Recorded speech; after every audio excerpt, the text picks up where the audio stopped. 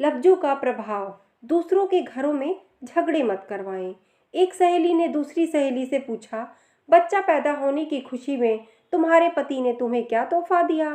सहेली ने पूछा, कुछ भी नहीं। उसने सवाल करते हुए पूछा कि क्या ये अच्छी बात है?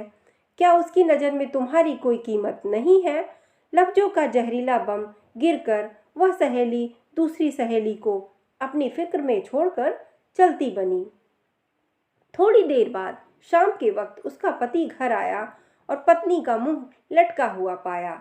फिर दोनों में झगड़ा हुआ, एक दूसरे को लानतें भेजी, मारपीट हुई और आखिर पति पत्नी में तलाक हो गया। जानते हैं प्रॉब्लम की शुरुआत कहाँ से हुई? उस फिजूल जुमले से जो उसका हाल चाल जानने आई सहेली ने कहा था। रवि ने अपनी जिगरी दोस्त पवन से पूछा, तुम कहाँ काम करते हो? पवन, फला दुकान में। रवि, कितनी तनख्वाह देता है मालिक? पवन, 18,000। रवि, 18,000 रुपये बस? तुम्हारी जिंदगी कैसे कटती है इतने कम पैसों में? पवन गहरी सांस खींचते हुए, बस यार क्या बताऊं। मीटिंग खत्म हुई। कुछ दिनों के बाद पवन अब अपने काम से बेरुखा हो गया और तनख्वाह बढ़ाने की डिमांड कर दी, जिसे मालिक ने रद्द कर दिया। पवन ने जॉब छोड़ दी और बेरोजगार हो गया। पहले उसके पास काम था, अब काम नहीं रहा। एक साहब ने एक शख्स से कहा जो अपने बेटे से अलग रहता था, तुम्हारा बेटा तुमसे बहुत कम मिलने आता है, क्या उसे तुमसे मोहब्बत नहीं रही? बाप ने कहा, बेटा ज़्यादा व्यस्त रहता है, उसका काम का शेड्यूल बहुत सख्त है, उसके बीवी बच्चे हैं, उसे बहुत कम वक्त मिलता है।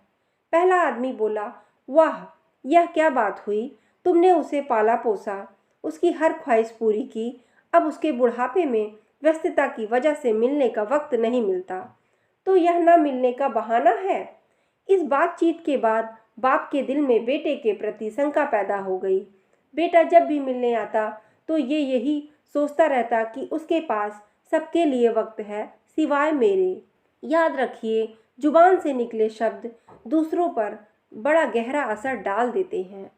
बेशक कुछ लोगों की जुबानों से शैतानी बोल निकलते हैं। हमारी रोज़मर्रा की ज़िंदगी में बहुत से सवाल हमें बहुत मासूम लगते हैं, जैसे तुमने यह क्यों नहीं खरीदा? तुम्हारे पास यह क्यों नहीं है? तुम इस शख्स के साथ पूरी ज़िंदगी कैसे चल सकती हो? तुम उसे कैसे मान सकते हो? वगैरह वगैरह। इस तरह के बेमतलबी फिजूल के सवाल नादानी में या बिना मकसद के हम पूछ बैठते हैं, जबकि यह भूल जाते हैं कि हमारे ये सवाल सुनने वालों के दिल में नफ़रत या मोहब्बत का कौन सा बीज बो रहे हैं।